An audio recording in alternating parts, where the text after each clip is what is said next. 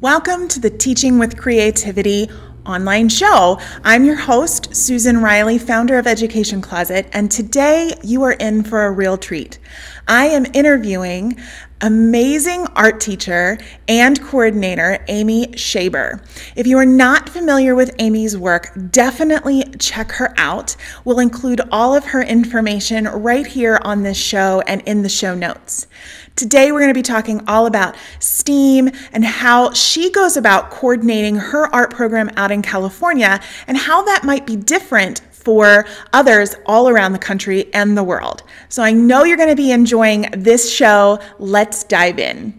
So Amy, tell us a little bit about your background and how you've landed in your current position. Yeah, so I never wanted to be an art teacher. I never set out to be an art teacher. I got a degree in fine arts and in painting specifically, and was going to be an art historian. Had an opportunity to get into a wonderful program in New York City and was up there kind of feeling like I owned the world. I'd gotten into the program, and I had been volunteering at a summer camp and realized that nothing in this program was anywhere near as exciting to me as this summer camp stuff I had been doing. And I had this random knack for sort of taking a complicated project and breaking it down into understandable steps. So I thought maybe I should be a teacher. You know, I mean, like you do.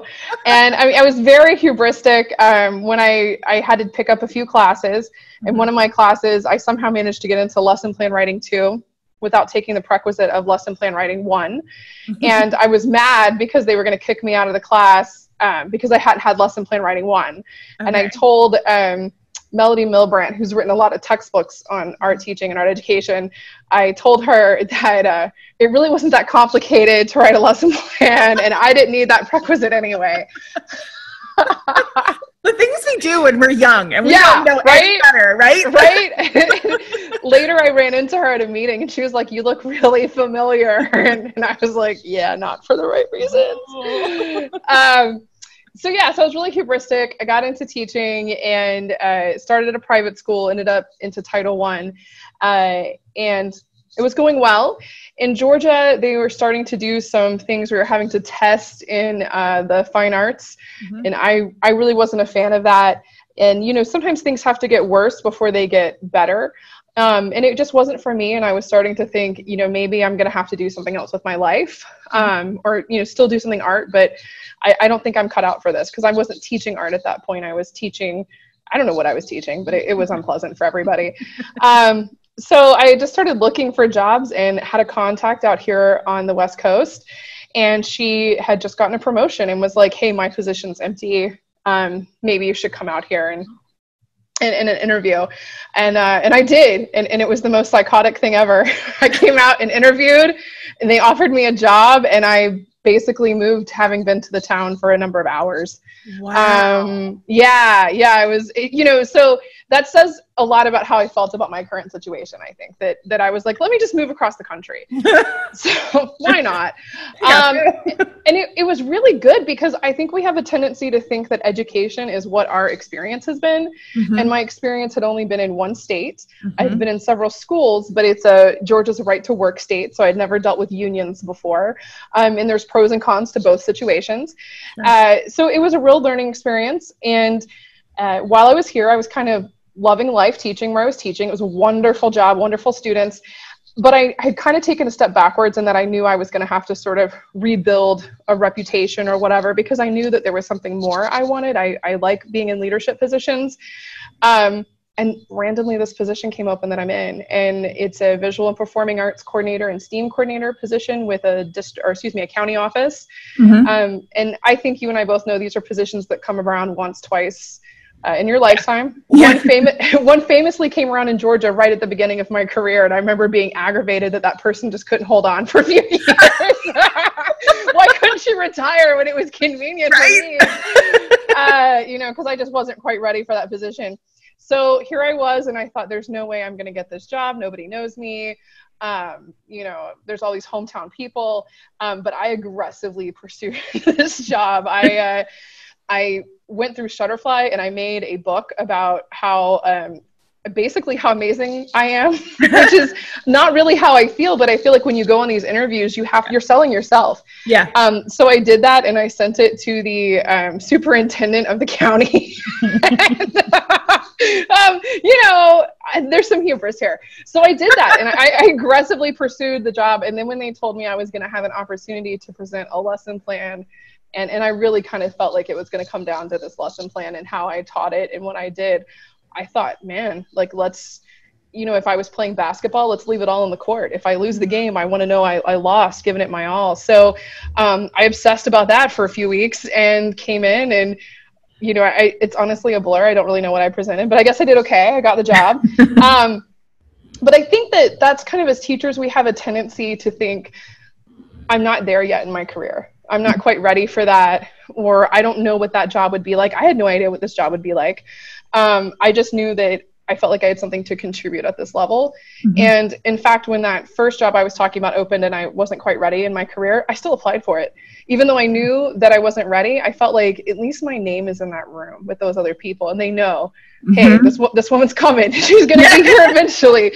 And I think that's, you know, as art teachers, we're involved in something or as teachers, period, we're involved in a very holistic experience. And we tend to be very touchy-feely people, and we tend to be the sort of people that are not going to say, let me talk about me. But I think when it comes to these more higher positions, you have to do that. It's a political game, and you have to play the game, but you also have to keep in mind what is your goal. So my goal is to make sure kids have a continued and sustained access to arts education. Yeah. And if I have to sort of be a little obnoxious about that every once in a while, I have to make my peace with that. Clearly I have. So. No, but what I love about what you're saying is, and the continuous thread from where you started, both in college and then moving through your career, is that you have just gone for it. No matter what, you've just kind of decided, like, this is what I want to do, and I'm going to go for it both feet, and I'm not going to just kind of tip my toe in the water.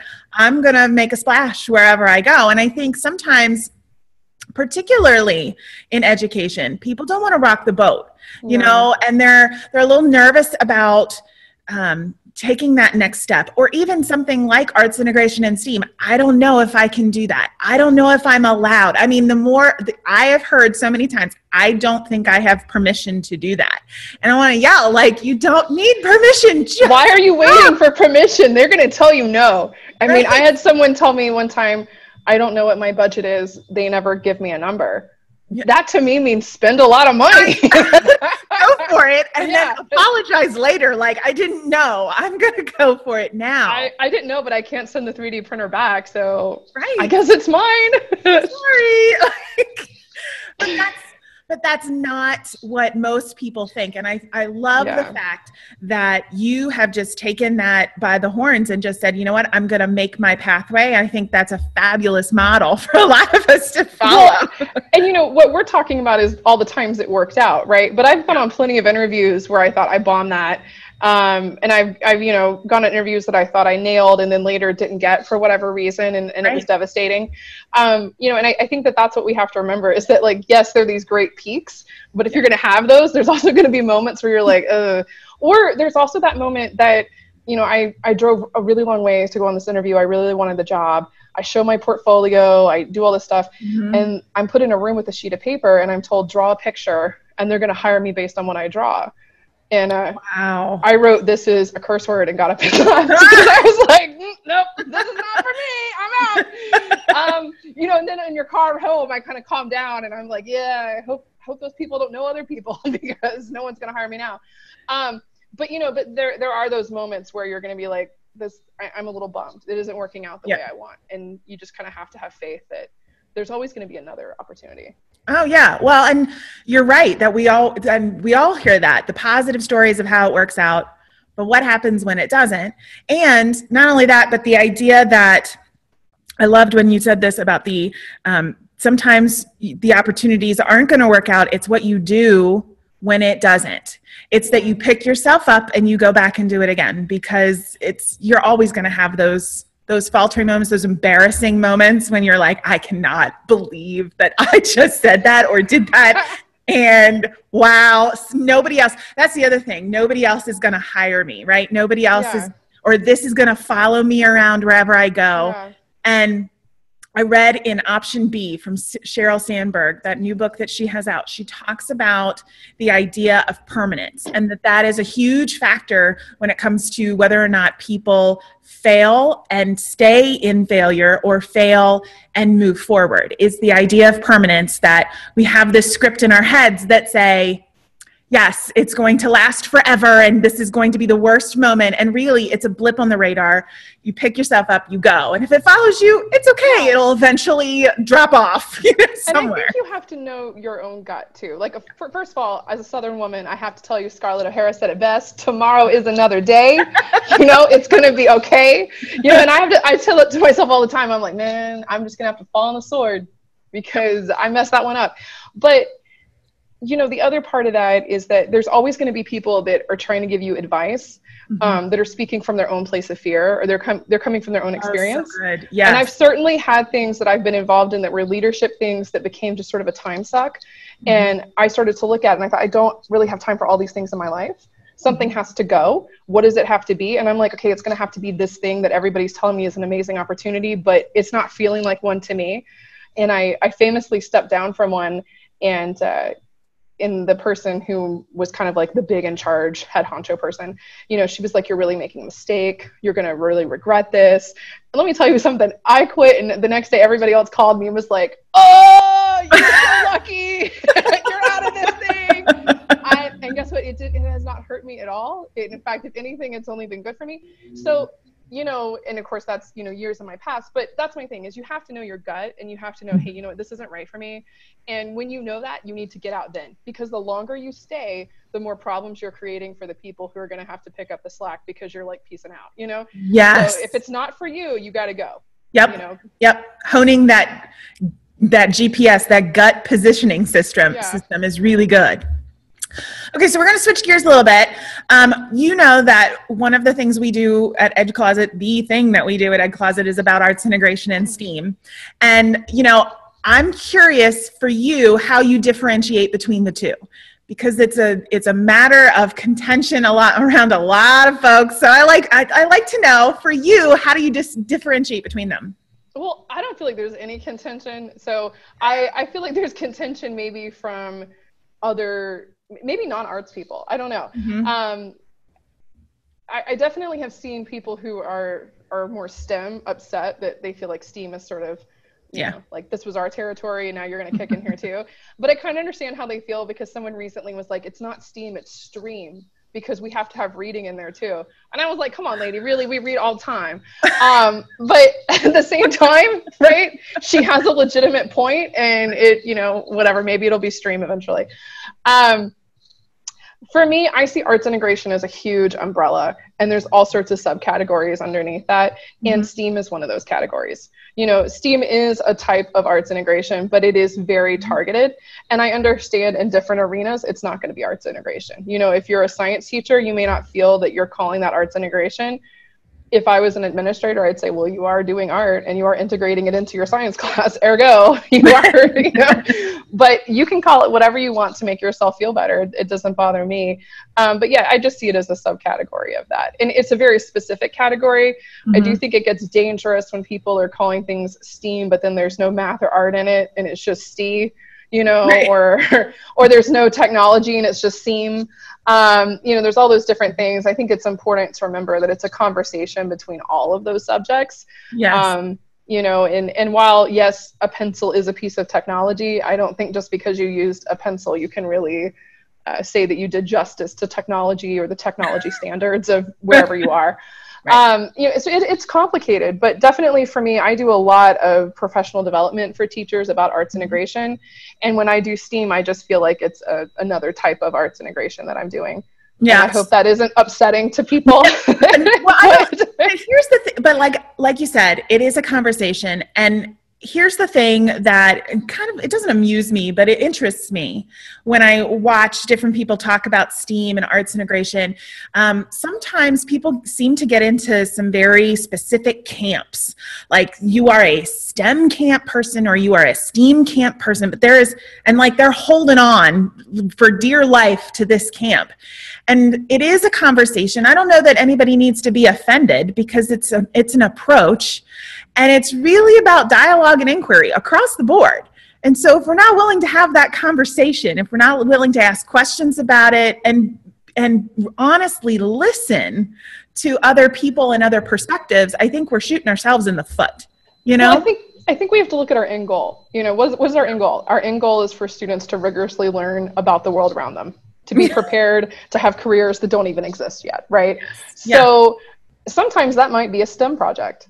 Right. I'm not wasting any sleep over the fact that you didn't do any art at all. I'm not. It's not worrying me. It's not concerning me.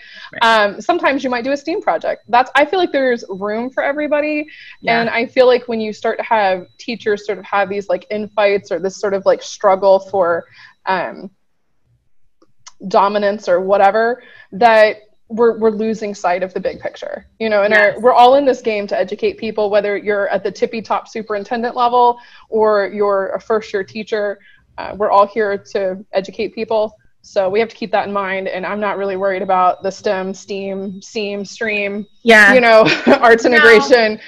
They all have moments. So yeah. And I think, you know, we bake a bigger pie. It's not about the slice of the pie you get. We bake a bigger pie. Everybody has a seat at the table. It's done, you know, so we'll see about that. And there's definitely those projects that you're thinking there was no reason for art to be there. You know, you're like, it didn't make sense necessarily that time. I'm cool with that. Right. Exactly. You know, so. Yeah. So in terms of both arts integration and STEAM, do you feel that either one or maybe both are grade level limited at all? Like, is it easier maybe in certain areas than others, or grades than others? You know, if you'd asked me that a year ago, I'd probably have a different answer just because I've been having to write a lot of STEAM professional development. Here's what I think. I think that if you're a kindergarten through third grade teacher, you tend to be the sort of personality, it's very general here, that you see the glass half full. And you're always willing to try something new. And if I could sell an elementary teacher on anything. They just are like, yes, I'm going to try that. They just have the best attitudes, right? Yeah. And they're highly collaborative. They want to know what their students from last year are doing in the next grade. They want to know what the students coming in can do. They really like these ideas of vertical planning, or, I mean, you could tell them diagonal planning, whatever, stuff that doesn't exist. They're going to try it out, right? And I feel like the older the grade level teacher gets, they reflect the students, where they become more and more apathetic to the idea of collaboration. It becomes more and more just about their subject, to where you get to the high school level and it's like, I'm a high school art teacher and I teach art, and I don't really need to worry about what you're doing in English class or science class or whatever. I'm just worried about art. And they're kind of annexed, all the art teachers are in one wing of the building, all the math teachers are in another one. And sometimes I think they go weeks without seeing each other. And I know when I go to professional development with high school teachers, it's like this. Yep. Right? Yes. When you go with elementary teachers, it's like, oh my gosh, let me tell you everything. And I'm like, y'all are just like the people you teach. Yes. So, and I say that with love for my elementary and my high school teachers. I've been an elementary teacher. I've been a high school teacher. I know those sides of it. So I think what happens regarding STEAM is you have those elementary teachers that are like, wait, what? It's another tool from a toolkit bag? I'm onto this. Like, I'm a little intimidated, but my principal told me I have to try it, so I'm gonna, right? And then you get up to the high school level where they're like, I teach art, I teach math, and that doesn't have a role for me, And it's very like, that's not part of my game. So I don't think that there's any grade level limits with STEAM. I think what happens is, as educators, we sort of annex ourselves with the older students, and we don't provide as many opportunities. And they may not have as many opportunities for collaboration, to be fair. At that high school level, there's so many different moving pieces with coaches and after school clubs and things like that. That could be part of it. But I see that a lot more STEAM happens at the elementary level, specifically in that second, third, fourth grade span seems to be where it is. Middle school, in science class, I see it happening. Sometimes if you have a really enterprising engineering or art teacher, it happens. And then I don't see it happening much at the high school level. Having said that, though, they can do amazing things. We designed, my students had to pick they had 4 world futures to pick from. They were like, one was post-apocalyptic, one was we have fixed the environment, all these different things.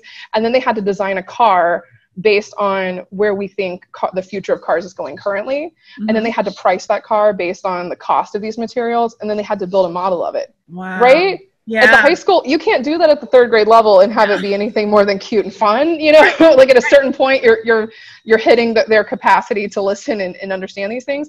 But the high school level, they could do the math, for all that. So it's really exciting. But also at the high school level, they're pretty smart. So you have to know your stuff. Right. So what do you think in terms of those limitations? And I totally agree. And I think a lot of it is scheduling as well as mentality. I think it goes kind of hand in hand. How do you then overcome those kinds of limitations? I think you have to, sell people on the idea of how is this going to help you? Mm-hmm. If I'm a high school ceramics teacher, and I keep saying art because that's my area, so I feel like I can pick on it. But if you're a ceramics teacher, then you're going to have to sell me on like, why is this really relevant to what I'm doing? And is it going to enhance it? Because I've probably been teaching ceramics for the same way for a decade or more, and it works for me. It's not broken. Right. So you're going to have to start showing me things like these 3D printers that can print with clay. You're going to have to start exciting me and engaging me. You're going to have to start talking to me about things like how, cars are sculpted with clay prior to ever being built. A model has to be made of them. You have to start talking about these real world applications, and you're going to have to make it relevant to my subject, not just to the other subject. And I think the math teacher probably feels the same way. They're probably thinking, I don't really want to deal with just the art aspect of this. What's the math part? Are we going to talk about parabolas? Or what's happening here that's meaningful, right? And then I think you have to provide those people with like time to naturally collaborate.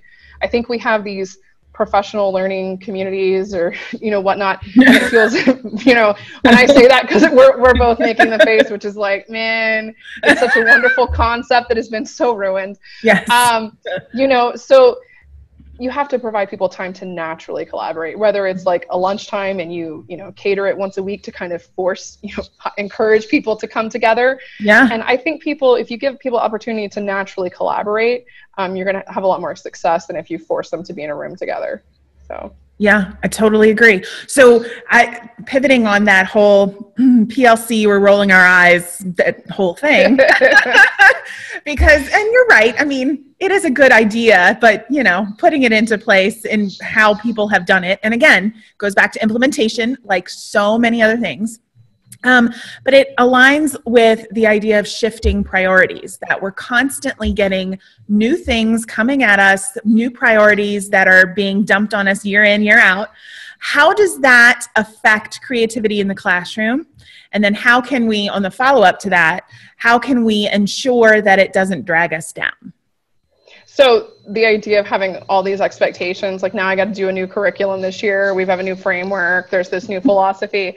I think that, if you think of it as like a cacophony of noise, all these different things you have to do, pick out one noise that sounds loudest to you and focus on that. Mm-hmm. That's what I tend to do. Sometimes I feel like it's just a storm of new ideas, and I can only eat an elephant one bite at a time. I can't take on all those things at a time and be successful. So I try to strategically pick what I think is going to make the most sense. If I'm in a classroom and my new administrator is constantly talking about depth of knowledge, and I feel like I'm going to be assessed on my ability to use that, then maybe that's what I focus on that year, Right. And hey, that's not bad. I can sit there and I can look at the 4th one and say, oh, look, there's a lot of create and synthesize here. Those are going to be my 2 vocabulary words for the year. And I'm just going to get inspired by that, and so that's my thing, is there's always something in whatever let's say yuck that's thrown at you that you're like, oh, I don't want to do any of this. There's always some little glimmer in there that you're like, this part could maybe be interesting. The other thing that when you have all that stuff coming at you that seems overwhelming, like I said, pick the one thing. It doesn't even have to be your favorite, but sometimes when you're irritated and you're frustrated, that's just kind of where the magic happens. You sort of are like, I'm going to sit down and I'm going to grumble my way through this. And then all of a sudden you're like, I'm into this. Like, I know everything there is to know about this. I'm so into it. Let me go read all the books. Yep. And then you kind of become an expert on that one thing. And I don't think any administrator is going to get upset with you for saying, hey, I'm going to focus on this one thing and become really good at it. Yeah. And maybe just sort of do my due diligence with the rest of it. Like just check off. Yeah, I did that, whatever. you know, but it's a lot coming at us all the time. And you just can only, I constantly have to tell myself that I'm just going to take it one little bite at a time and slowly move forward. I will eventually get somewhere. Yeah, well, and you're right in that, and I always say that innovation happens when your back's against the wall, when you've got no other option. You got to invent your way out of it. And I think that is a part of it.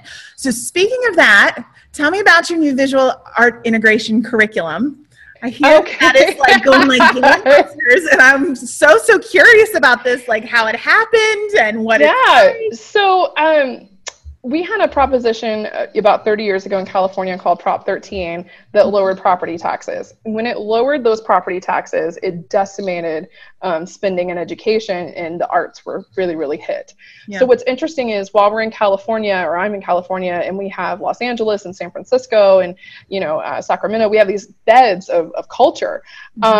Unfortunately, there's not a lot of art in schools, because there's been no funding for it. So most elementary schools do not have a visual arts teacher, do not have a music teacher. It is getting better. We're starting to see people put into these positions. But the other part that goes with it is because these positions haven't been around for 20 or 30 years, nobody's gone to school for these things either, because there were no jobs. So you're getting people who are like, I like art and I was a first grade teacher, who are now becoming art teachers, who are thinking, what do I do? I'm here now. You know, this sounded like a good idea. Now I'm terrified. So we're having that happen. But the other part of it is that you have whole communities who've grown up without arts education. So they don't know what it is. They don't know what it looks like, and they're functional human beings. So they're thinking, why do we even need it? And a lot of these people are teachers, especially in my community. We have a lot of people that teach in my community that grew up here. So when we talk about art in the classroom, a lot of what's happening, and first of all, California educational policy does require students to have consistent access to arts education, but it ends up being like, we saw one play this year, and you know, that's kind of it, and nobody's really checking on it, because once the recession hit, they're not going to punish people for keeping the doors open. Right. So it's not a gotcha game.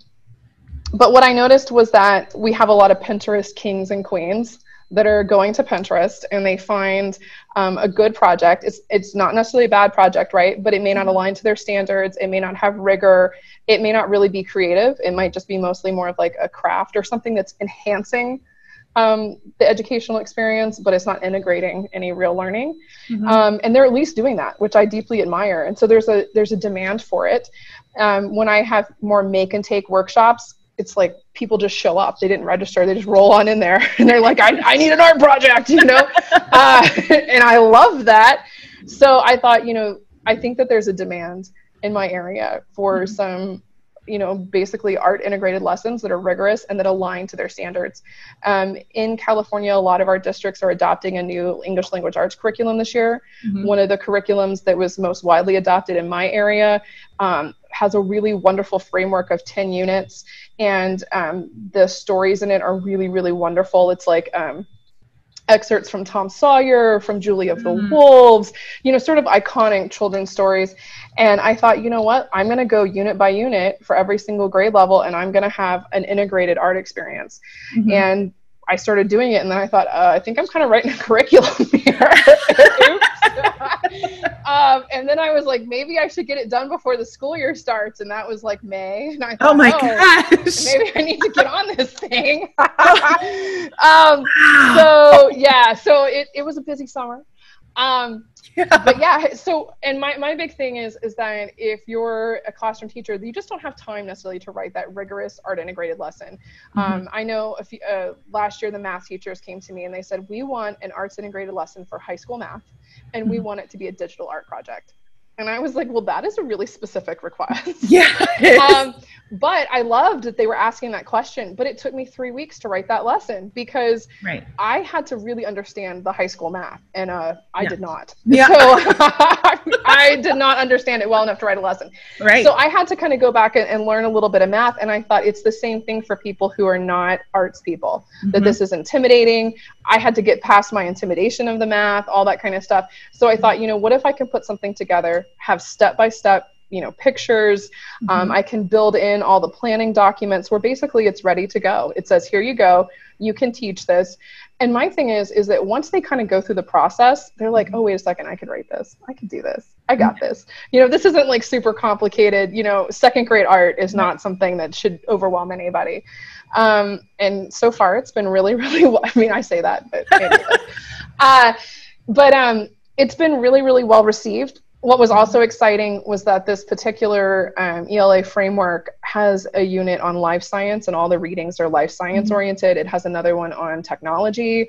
It has another one on physical science, another one on social studies, another one on government. So it made it really easy to integrate other standards from science, from social studies, from math even. So every grade level has at least 2 STEAM projects, at least 1 social studies project. So yeah, so it was kind of crazy. I did have some interesting comments that were like, do you think this is making it too easy now for principals to not hire an art teacher? Yeah. And I think that's a valid question. But I think if you're the type of administrator who's going to provide a general ed teacher with a textbook for art, basically, let's say, and then say, now I don't need an art teacher, you were probably never going to hire an art teacher anyway. You were never going to see the value in that. So I don't think it's really eradicating any job opportunities. I think it's just more concreting that for those admin that don't really get it, we just sort of have to hope that they eventually have an epiphany or they move on to something else. I don't know. No, I get it. I am in awe of you putting that together in such a short period of time. That is amazing. I got to tell you, because and I'll share with you that, we're putting together a curriculum supplement as well. I'm so excited, by the way. I'll be the first person to give you my credit card number. It's like, we're starting with K-5, and then we're going to move to 6-12. And it's and we're doing something similar. We've been pulling from the Eureka Math that was provided out of New York, and then Common Core has a great not Common Core like the Common Core we know, but the actual organization that was formerly named Common Core and has now changed because the whole process came in. Anyway, they had written an English curriculum that is also common source, and we've gone through the actual Common Core standards and looked at the supplementary text there as well. And so we've started to pair all of these units, and we're doing it with artistic periods. So we're actually aligning it based on artistic periods, like the Romantic period, and so we can connect with art and music and dance and theater. So pulling it all together. I'm so excited. I know. I'm like sitting, like I'm jumping up and down. Like we have a whole team that's like working on this, and it's going to launch for 2018. And then in between, we're doing PD videos. So sharing like video content of here's not only the actual planning pieces and the curriculum and the assessments, but here is how you actually do these techniques. And that is all really great. But I'm sitting here thinking, we've been doing this for like 6 months, and I'm like just now like starting to get out of the weeds with my team. Well, you did it for like 2.5. I had it conceptualized. So I knew I was going to do something. And I had already gone through and had pulled out project inspiration for each unit. And I had done that like way back in March. So I had done that, and I had maybe written at least 1 lesson per grade level. So let's say I had 7 lessons written. But I was supposed to keep working on it and kind of chipping away at it. But unfortunately, I had a really major grant proposal that just sort of became a time vampire. And I thought, okay, once I get through this, once I get through that, and I got through it, and I was like, girl, you were writing about 60 lesson plans in about 2 months. And it was, I'm just now to the point where I'm like, okay, maybe I could write another lesson plan eventually in my life. But yeah, I got a little, it was really hard towards the end because I wanted to make sure that those grade levels I worked on last got the same attention to detail and same excitement and same inspiration as the first ones. And I was smart in that I tackled the older grades first, since I figured those were going to have more planning pieces and they'd have, just like you were saying, more technique pieces. And then once you get to the kindergarten level, a lot of that stuff is pretty self-explanatory. But Yeah, it was a little, I was going home and my eyes were definitely crossed at times. And then when they came home from the printer, I took them home to show my fiance and was like, look what I have done. And he was like, those look nice. And I was like, no, you're going to sit down and you're going to go page by page. And you're going to tell me how amazing I am. I'm so glad I'm not the only one who does that. My poor husband has seen more web pages and more curriculum in his life that has no idea what that is. I am so grateful that somebody else does that. Yeah. Fortunately, he's a professor. And so he was wanting to critique. And I said, before we critique, it has gone to the printer. Things cannot be changed. That's so unless it is life or death, don't you tell me about it. But I did learn some flexibility because there were some, the way we wanted people to access the PowerPoints and things like that. We want people to be able to access it easily, but we also don't want it to be something that's just so easy to say, hey, let me send this to all 1,000 of my Facebook friends. Yes. So that's a hard place to kind of hit. And then also I definitely hit the limits of, I think, what my organization is capable of doing. I was like, I want this and I want that. And IT is like, dare to dream. So, they're like, us too. So there were definitely some things that I tend to be very much like, I want it this way, and this is how I feel comfortable, and I'm type A, and I already have a plan for this, and then having to sort of take a step back and be like, okay, I guess we're not going to do it that way, and we're going to have to do it some way that maybe I don't necessarily want to do, but this is what is realistic and makes sense. And make a couple of compromises, but in order to get it out, get it out before, and then revise later. Get it out. It's terrifying once it's out, because you do sort of feel like, I hope this isn't horrible. You kind of have this moment. You're like, I don't know. I hate this. I hate this thing now. You don't hate it, but I heard a podcast with Cassie Stevens about her Clay Lab book, which I think is fantastic. Yeah. And they were asking her which was her favorite project, and she was like, none of them, because I'm tired of doing them at this point. Yes. And I was like, oh, I so relate. I don't want to do any of these right now. But I am doing workshops about them. So I, pump myself up, and I'm like, yes, today we're going to do this. And it always is so much fun. Yeah. But you do kind of, you're in the midst of it. You get to a point where you're like, whatever, I'm done with this one. So. Oh yeah. Yeah. But I think that's all artists in the middle of anything that you put together. My boss showed me this this sheet of paper of because I had a day where I was pretty down, and she could tell, and she was like, see, there's like this chart of how people do on projects, and it's like, this is amazing, this is amazing, this is amazing, and she's like, the pit of despair. And then it's like, maybe this doesn't suck so much, you have to like dig yourself back out, and she's like, you're kind of like right here right now, and she's like, but you'll get back up, you'll get back up there. So so can you share with us the link so that people can check out your curriculum, or is that not kosher? I can totally share it with you. If I move this around, will it mess you up if I sort of move the window a little bit? No, Go ahead. All right, because unfortunately it's really long. Or we can put it in the show notes, because we do a transcript. We do that because we just got a new website, and the URLs are like, it's like da da da da da slash da da da da da slash da da da slash da da da da da slash, and so we, someone's like, what's your website? And I'm like, not now. Not now. We'll get it later. We have a beautiful new website, but I'll send it to you as soon as we're done. And I think that if people want to click on it, they'd appreciate that. But I'm so excited about your curriculum. Yeah. I think, like I said, bake a bigger pie. Everybody needs as much stuff as we can possibly give them right now. There's not enough out there for this. No. And so it's the more we can give, the better it is. Right? Do you feel like it's the Wild West? Like for years, there have been curriculum texts. And all of a sudden there's this realization where it's like, maybe we could do this for art. And then all of a sudden, I think, when I see art teachers who started teaching in the 70s, they might be retired now, they might still be in the classroom, but they talk about how different it was. And it was very we would use the word hippie, but it was really laid back and really open to these ideas and things like that. And they've sort of seen the pendulum swing everywhere. But I think those people were very reluctant to have a set of lessons. They didn't want that, and that wasn't how they were taught to teach. And then, we have DBAE, and we move on and we move on. But what I'm seeing more and more online is like, where are the lesson plans? Where are the lesson plans? And to me, it's a little weird, because I don't know that I would want a book with someone saying, here, go teach these. But I also think back to my first year teaching of some of the stuff I taught, and I think, I could have used a book. It would have been helpful. Yeah. I taught maybe 3 good projects that year. But yeah, so I think that there's a demand for it now, and I think it might go back all the way back to how teachers are being taught. I don't know. So. Yeah, it's interesting that you say that, because quite honestly, I have struggled with this, like in terms of our organization. I have kept the lid on this and doing something like this for over a year, because I went kicking and screaming. I was like, no. We provide a professional development. We want to empower other people to be able to do this, because it's not a curriculum in and of itself.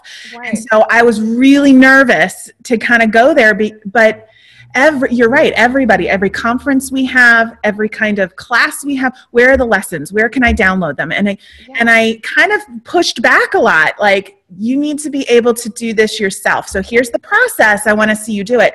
But as we've kind of done that, you're right. There are so many initiatives. There are so many priorities that people need an example, a model for what works and the pacing behind it and how to do it. It's not meant to replace. It is meant as a supplement, something that helps them, so that, and you're right, after you do a couple of them, then you go, oh, I got this. What's interesting is we have a workshop that's how to write an arts integrated lesson. And all I do is I'm like, before you leave tonight, you're going to have one written, bring a book or something for inspiration. And I bring a ton of art supplies. And all I do all night long is basically say, hey, maybe rethink how you're going to make this, or because they're always going to go to the grocery store and buy 50 things. And I'm like, you're not really in real life going to do that. So, I mean, I love you, but you're not.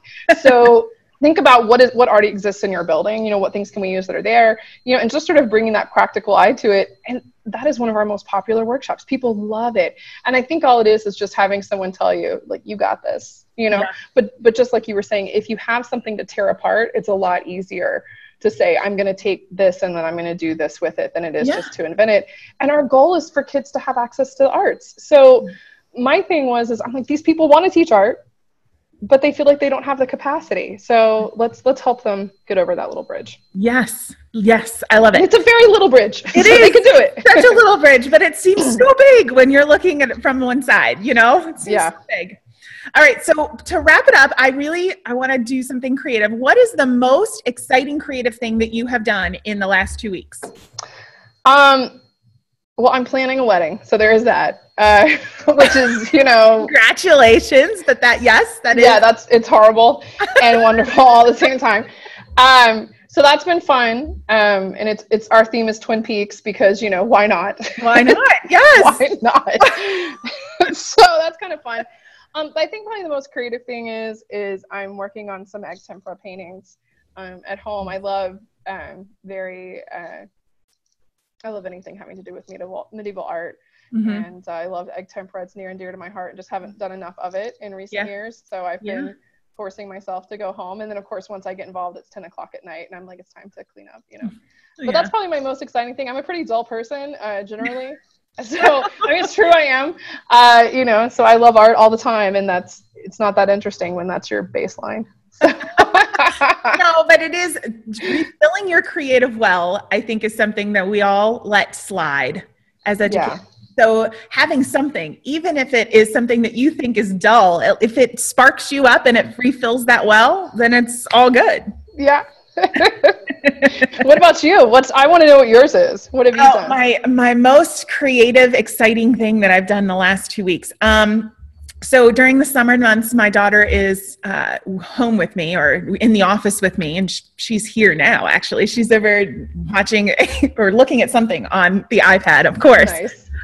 But it has forced me to get a little bit more creative than I normally am. So we have a whole art station, and we've been playing with paint glazes and air dry clay and what that all looks like together, and just kind of experimenting with that and some watercolors. And, my background is as a music teacher. So I don't come at this from the visual art perspective all the time. And my technique, I'm mortified in my technique sometimes. Really? Because everything I see you do, I'm like, she's so legit. Look at her break that down. I love it. When you said you were a music educator, the first time I thought, really? Wow. So I'm like such a fraud. I'm like, no, I can't. Not a fraud. But it's like my technique is not a formally taught technique. So anyway, so it has forced me to kind of look at some other things around the office. How can we create some new pieces? And my daughter really loves the visual art component, so I get to explore things with her. That's kind of been my creative outlet. But like you, I am boring. I am like, I'm work and I am home, and that's pretty much it. So, well, I will say I did, before I wrote the curriculum, I had 2 3D printers delivered, but the whole time I was writing the curriculum, they just sat there and stared at me. Cause I was like, I can't go down that vortex. Well, they sat there so long, I got intimidated. And so then I got done with the curriculum and I was too afraid to do anything with them. And so then one day last week, I was like, I'm on a date. I'm naming this thing Trixie. And Trixie and I were going on a date. We're going to figure this out. Of course, I broke it like the moment I opened it up. So then I had to take it apart, and I'm like madly like messaging Christopher Sweeney, who probably has other things he needs to do other than talk to me. And I'm like, oh my God, what have I done? I've broken it. But yeah, so that was super. But I felt, we were talking earlier about teachers being afraid. I was totally intimidated. I'm still a little bit intimidated. But I just print stuff all the time, and some of it is good and some of it's bad. But it's how we learn. Yeah, it's how we learn, right? But yeah, it is. I was like, oh wait, I think there's something stuck in the needle. Let's touch it. And I'm like, oh, that means 200 degrees Celsius. That's really hot. Oh. I'm one of those people who has to learn that way. So that's been exciting to have the 3D printer. Yeah, it is. I feel super cool right now. But that'll leave quickly. But for right now, I'm like, oh, I'm cool. I printed a keychain. What's up? See, I'm all excited for it. Like, I saw it on Insta and I went, oh, that's really cool. But what was cool is that there's so many very young teachers that are in their first 5 years that have grown up in the world of 3D printers, and they have 3D printers. I know of one, and she doesn't even have a kiln. She's like, I don't need a kiln. She's like, I got this 3D printer. And for what she's doing, she doesn't. And she 3D prints stuff with her kids all the time, like kindergartners, first graders. And when you see that happening, and I'm 36, I feel like, whoa, I'm losing my touch. This is the future. And I don't even speak that language. So that's when I was like, she can do it. I can do it. She's a smart woman. I'm a smart woman. I can figure this out. I can figure this out. But I think that's what's so exciting about younger teachers is they bring this just wealth of knowledge that I think goes unappreciated sometimes. And then also a little healthy competition, a little like I'm going to get left in the dirt. I'm going to be a dinosaur if I don't figure this out. So I'd best get on that. Yes, so. I agree. We just hired Laura Wixon, who's about 10 years younger than I am. And I was a little like, oh my gosh, she is like light years beyond where I was when I was her age. But then I think to myself, and I told this to my husband when I went home after her first day, I said, you know what? From now on, I'm just going to hire people who are younger than me and smarter than me because it totally works. I like this. Right? It raises the bar for all of us, and I am so competitive. I'm like, I am too. And it's like, wait, what? How did you do that? Show me. My dad owned his own business for years, and he always hired really, really brilliant people. And he said, hey, you know what? He goes, how smart am I that I recognize how smart they are? And I was like, there you go. That's a good one. Edith Wharton says it. There's 2 ways of spreading light, to be the candle or the mirror that reflects it. I am not a candle. I am a mirror 100% of the time. I don't usually have the original idea, but I am good at rooting out the people who do and being like, we should listen to them. Or can you come speak here? Can you come talk to me? Yeah. So, it's important to be both. That's great. That's great. Well, thank you so much. Thank you. This has been amazing. It's so good to get to talk to you. So much fun. I'm such a fan of Education Closet. So it's a mutual thing. So this has been amazing, and I love that we can do this. So thank you. All right, I'm gonna have my credit card ready for 2018 to buy this. Yeah, well, we're gonna cross-pollinate there. Right back at you for yours. All right. Well, you have a good afternoon. Okay. Thanks, Amy. You too. Bye. All right, bye-bye. Looking to add more creativity to your classroom? Excited by the idea of arts integration, STEAM, and project-based learning, but not sure how to fit it into your busy curriculum? Try an online class from Education Closet. You'll receive a 10-hour PD certificate for each class that you complete. Each training is self-paced, includes lifetime access, and takes place in a modern, video-based platform. You can use it on any device. You can learn anything from how to build a STEAM program to classroom management for hands-on learning experiences. It's your year to thrive, teachers. Visit educationcloset.com www.zschaber.com/courses for more information and to get started today.